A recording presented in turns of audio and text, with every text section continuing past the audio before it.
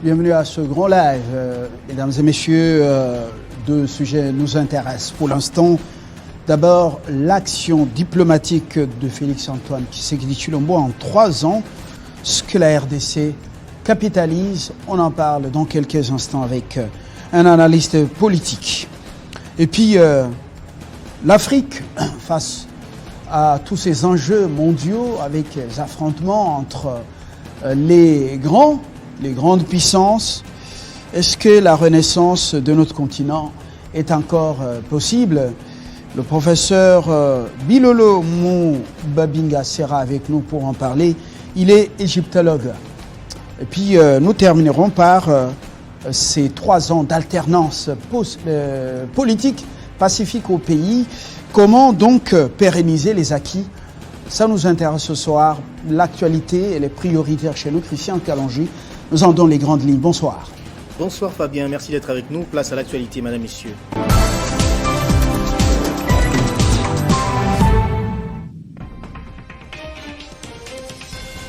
Le ministère de l'économie nationale a publié ce mardi la nouvelle structure des prix des produits pétroliers pour la zone ouest dans la ville de Kinshasa. Cette nouvelle tarification revoit à la hausse les prix après les zones d'approvisionnement est et sud en carburant le week-end dernier.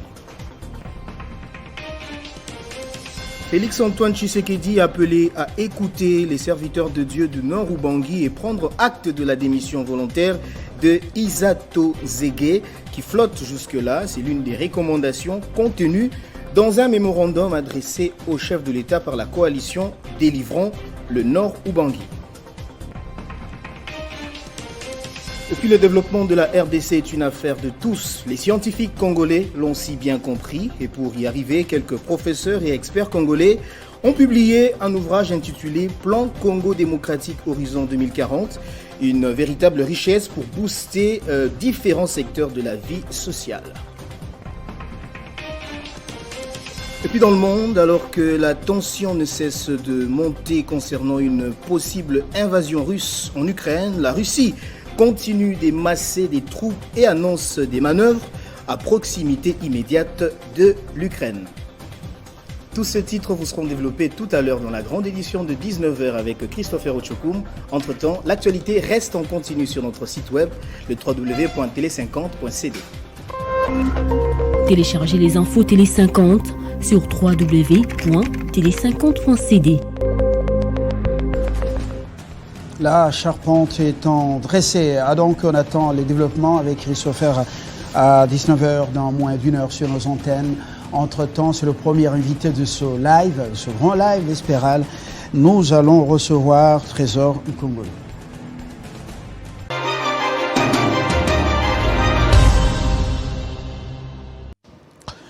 Voilà, 3 ans déjà. Oui, depuis le 24 que Félix-Antoine Tshisekedi est commande du pays après une alternance politique historique. Le monde en parle, et l'Afrique aussi. Ça a été un bel exemple pour beaucoup d'Africains, même si l'Afrique de l'Ouest commence un peu à décevoir, alors que c'était par moments une petite référence. Alors nous allons focaliser cette interview sur l'action diplomatique du président de la République avec Trésor Congolo. Bonsoir. Bonsoir, cher Fabien. Trésor, en 3 ans, c'est pas la passation de pouvoir entre Félix Tshisekedi et Joseph Kabila qu'on aborde maintenant, même si on va en parler, mais le président a beaucoup bougé. Exactement. Le président Il y en a qui ont les statistiques en termes de déplacement, les pays visités. Et voilà, c'est pas ça qui m'intéresse pour ce soir. Pour le moment, il est plus sédentaire. Après son mandat à l'Union africaine, c'est le Congo profond, le Grand Kasaï, bientôt le Congo central, le Grand Équateur et tant d'autres coins du pays. Alors, dites-nous concrètement, comment le pays peut-il capitaliser tous ces voyages, toute cette action diplomatique pour remettre le Congo, a-t-on appris, sur la scène internationale, présenter un pays solution? Nous sommes un pays solution à beaucoup d'alternatives au monde, beaucoup de problèmes au monde, beaucoup de crises. Comment capitaliser? Vous avez la parole. Merci beaucoup, cher Fabien. Avant l'avènement de Félix Tshisekedi à la magistrature suprême de notre pays, les pays vivaient en autarcie. On était isolés du reste du monde et le président Félix, une fois aux commandes, il a voulu sortir le pays de l'isolation diplomatique. Il a fait des déplacements que bon nombre de Congolais ont jugés inutiles, mais pour moi, en tant que politologue averti, et j'ai pu faire des investigations là-dessus, j'ai compris que le président était en voie de faire développer notre pays. Raison pour laquelle ça donne votre étude? Je commence par son déplacement aux Émirats Arabes Unis, où il a ramené les investisseurs qui seront là pour construire le port en eau profonde, le port des Bananas, un port qui aura comme profondeur 600 mètres. Le port de Matadi a comme profondeur 75 mètres, mais le port de Banana aura 600 mètres. Ça pourra faire en sorte que les plus grands bateaux puissent accoster. C'est déjà un acquis. Et les Émirats, les investisseurs émirats vont également construire un chemin de fer entre Matadi et Mbanzangungu. C'est déjà un acquis. Déjà, retenez également que le président de la République a été à Washington, où il a rencontré des investisseurs, donc le groupe IIB. Qui traîne à venir quand même, non? Qui traîne à venir. Non. L'ambassadeur Mike Hammer tout est déjà presque prêt. C'est la corruption qui bloque beaucoup d'investissements américains ici. Non, cher Fabien, tout est presque prêt. Ici, j'ai le compte rendu de la 36e réunion du Conseil des ministres, page 8, vous pouvez vérifier. Vous verrez il n'y a pas moyen de bouger, vous pouvez lire pour nous. Oui, vous pouvez vérifier que les projets suite à la manifestation d'intérêt de cette société formulée à l'issue de la table ronde d'affaires sur notre pays organisée lors du séjour des chefs de l'État aux États-Unis d'Amérique, ils concernent le financement de la construction et du développement. D'abord, la construction d'un atelier de maintenance et réparation d'avions, d'une académie d'aviation pour réparation d'avions par les techniciens et ingénieurs. Nous serons le 3e pays après l'Afrique du Sud et l'Éthiopie. Et nous aurons la construction d'un aéroport moderne international en ajoutant des aérogares supplémentaires, l'acquisition des avions pour lignes nationales et internationales. Nous aurons la construction du chemin de fer interurbain de la gare centrale Kinko-Lévia, nouveau aéroport, construction de 2 hôtels 5 étoiles dont la gestion sera confiée à Marriott et Hilton, et construction de 50 000 logements ainsi que la construction de 5 camps militaires modernes. Si vous tenez compte de tous ces investissements, le Congo est en voie de développement. Ça, c'est du côté des partenaires américains. Si, exactement. C'est les retombées des voyages du chef de l'État. Parce que bon nombre de gens ont décrié le voyage ne sachant pas les buts de déplacement du chef de l'État. C'est encore des promesses. Non, ce n'est pas encore de promesses. C'est en voie de réalisation parce que ici vous verrez que le Premier ministre Sama Lukonde avait instruit au ministre Guy Luando, au ministre des secteurs pour qu'il puisse enfin matérialiser cet investissement, ce projet d'investissement. C'est très important, cher Fabien, un investissement à la hauteur de 7 milliards de dollars, financé à 100% sans aucune garantie exigée, c'est-à-dire l'investisseur ne demande aucune garantie bancaire, aucune garantie souveraine, aucune garantie sous forme de concession minière. C'est la RDC qui va bénéficier. Comment ils vont récupérer leur argent, cher Fabien? C'est tout à fait normal que le projet lui-même va rembourser l'investisseur. C'est-à-dire, il n'y a pas de corruption. C'est noir sur blanc, le Congo est en voie de développement grâce au voyage du président Félix Antoine Tshisekedi. Et nous avons également les dossiers relatifs à la construction d'une usine de traitement des déchets. C'est encore un investisseur canadien. Attends, je vais vous trouver les dossiers. Oui, pendant que vous cherchez justement les éléments, Ça, Voilà. du côté des partenaires, Voilà. partenaires américains. Vous parlez des Américains, États-Unis et des Canadiens. Voilà. Tout ça, ça fait partie des engagements pris, mais jusque-là, ces partenaires ne sont pas encore arrivés. Premièrement, le port de construction en eau profonde des Bananes va débuter le premier trimestre de cette année C'est déjà annoncé, 2022. la pose de la première pierre. Voilà. Ouais. Et concernant l'investissement de IIB, ça doit normalement être finalisé d'ici le 31 janvier de cette année par les ministres sectoriels. C'est très important, c'est pour le développement de notre pays.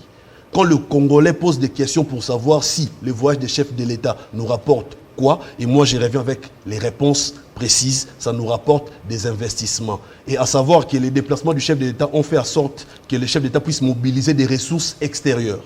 À savoir, nous avons bénéficié des engagements financiers à la hauteur de plus de 4 milliards de dollars, chose jamais réalisée auparavant. Et grâce à l'action du Premier ministre, chef du gouvernement, qui ne cesse de faire des descentes sur terrain, aujourd'hui nous voyons que tous les actions à impact, tous les projets à impact visible commencent à prendre vie, à voir le jour, parce que le ministre descend maintenant sur terrain. C'est très important, même quand le président, lors de son discours, avait dit que plusieurs projets souffraient de pilotage, les gens avaient peut-être mal compris l'idée du chef de l'État. Parce que le chef de l'État préside les conseils des ministres. Après, c'est le Premier ministre qui coordonne l'action du gouvernement. Et c'est au ministre responsable des secteurs de piloter ces projets. Aujourd'hui, le Premier ministre fait des descentes sur le terrain comme pour mettre la pression à ses ministres de travailler pour le bien-être de la population. C'est très important. Nous ne pouvons pas continuer à vivre en autarcie, nous devons nous ouvrir.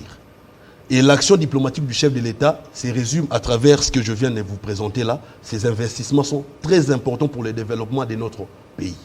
Nous encourageons le Premier ministre à faire des descentes sur le terrain pour s'enquérir lui-même de la situation et voir comment est-ce qu'il pourra faire pour booster encore l'action du gouvernement à impact visible pour que la population se retrouve.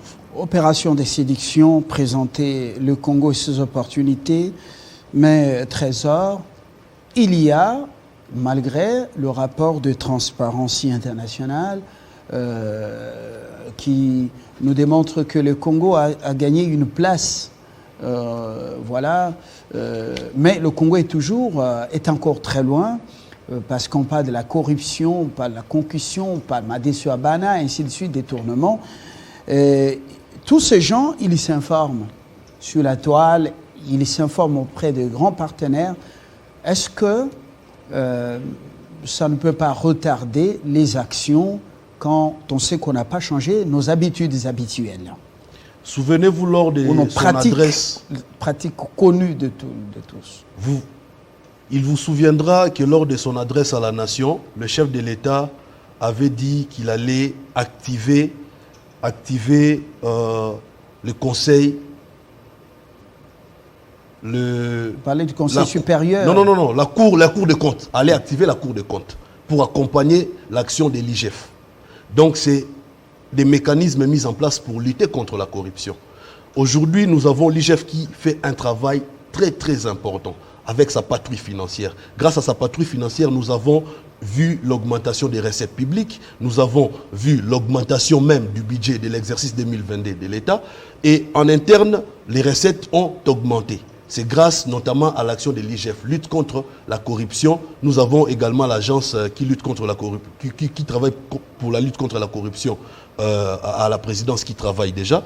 Et aujourd'hui, si vous voyez même au sortir, coordination pour le changement des mentalités. Au sortir même de la réunion organisée en date du 7 décembre 2021 entre le Premier ministre Sama Lukonde et la DG du FMI, Madame Kristalina Georgieva, qui avait exprimé toute sa satisfaction au regard des progrès réalisés par le gouvernement Sama Lukonde dans le cadre du programme formel avec le FMI. Vous pensez que s'il y a des détournements où il y a la corruption, le FMI pourra renouveler sa confiance au gouvernement de la République? Je ne pense pas. Parce qu'ils savent que non, c'est un gouvernement sérieux, chapeauté par le Premier ministre Sama Lukonde, un Premier ministre très sérieux, rigoureux, calme, qui dégage une telle sérénité. Et enfin, nous avons un Premier ministre qui travaille pour le pays, qui respecte son chef, qui est le président de la République, et nous avons un climat stable interinstitutionnel. Et c'est très très important. Aujourd'hui, nous ne pouvons plus parler de la corruption. La corruption reste un cas isolé. Il y a des cas isolés. Par exemple, un directeur, en termes un de ministre, proportion, mais dans l'ensemble, nous luttons contre la corruption. En termes de proportion, vous dites que ce sont des cas isolés. Et pourtant, ça doit être une véritable menace. Vous savez, cher Fabien, le changement n'est pas facile. Les changements, ce n'est pas du jour au lendemain. Petit à petit, le Congo va changer, l'homme congolais va changer. Vous savez, je vais même emprunter la phrase de mon aîné Fumutoto qui a toujours dit « Le Congo a un problème d'homme ». Aujourd'hui, nous avons un chef de l'État et un premier ministre qui ont la volonté politique. La volonté politique de sortir ces pays du gouffre. Nous devons leur faire confiance, nous devons avancer ensemble avec notre président et le premier ministre. Parce que les duos, président de la République, premier ministre, ça produit de fruits. Je vous ai cité quelques investissements de la part des investisseurs canadiens et américains. Bientôt, vous verrez les Chinois, sans oublier aussi les investisseurs émiratis qui vont construire le port en eau profonde de Banana. C'est très important. Aujourd'hui, nous ne pouvons plus polémiquer sur le voyage ou les déplacements du chef de l'État. Ça nous rapporte gros. Parce que déjà des investissements à la hauteur de 7 milliards de dollars, ce n'est pas tous les jours qu'on envoie, on n'envoie pas tous les jours dans les pays africains. Merci. Et déjà, avoir un atelier pour réparer les avions, mais écoutez, cher Fabien, c'est la toute première fois, non seulement en RDC, mais en Afrique centrale. Nous serons le premier pays en Afrique centrale et le troisième pays en Afrique après l'Éthiopie et l'Afrique du Sud. C'est déjà des avancées significatives. Il faut parfois voir le côté positif de la RDC. Ne pas toujours voir le côté négatif. C'est vrai, le passé nous a fait tellement du mal. Nous voulons un présent radieux, un présent de bonheur. Patientons. Merci. Bientôt, nous allons... Nous serons tous satisfaits de progrès et de l'évolution de notre pays. Merci Trésor Kongolo. Je vous annonce qu'une mission importante américaine sera dans nos murs déjà la semaine prochaine dans le cadre de ces investissements et des projets, voilà, des contrats qui vont être matérialisés cette fois-ci après tous ces voyages. Pour ce soir, je vous remercie. Normalement, pour finir, cher Fabien, s'il faut résumer mon passage ici, le voyage du chef de l'État nous ont rapporté les investissements. L'entreprise IIB va signer avec la République démocratique du Congo d'ici le 31 janvier. Ils vont finaliser l'investissement de l'entreprise IIB. Et pour l'entreprise canadienne de traitement des déchets, bientôt, le projet a été déjà présenté à la présidence, au gouvernement. Bientôt, ces projets seront signés et nous allons avancer. Pour la lutte contre la corruption, soyez-en sûrs, le chef de l'État y travaille. Nous allons vraiment travailler pour enfin éradiquer la corruption dans notre pays pour que le Congo puisse évoluer et puisse se développer. Une fois de plus encore, nous félicitons l'action du gouvernement à travers le Premier ministre qui fait des descentes sur le terrain pour s'enquérir de lui-même de la situation et de l'évolution des travaux. Notamment, nous l'avons vu dernièrement à Lembaïmbo pour voir la station d'eau de la Régie des eaux. Merci beaucoup. On a eu des gens dans sa suite. Très bonne soirée. Merci beaucoup. Dans quelques instants, nous prenons le professeur Bilolo, égyptologue. Nous faisons un pas en Afrique. Le Congo est au cœur de l'Afrique. Mais avec tout ce qui se passe aujourd'hui, les grandes puissances se battent. Des coups d'État chez nous, ça vient d'où? La renaissance africaine est-elle encore possible? Comme le disait Freddy Mulumba un jour, apparemment, ça devient un rêve, une gageure.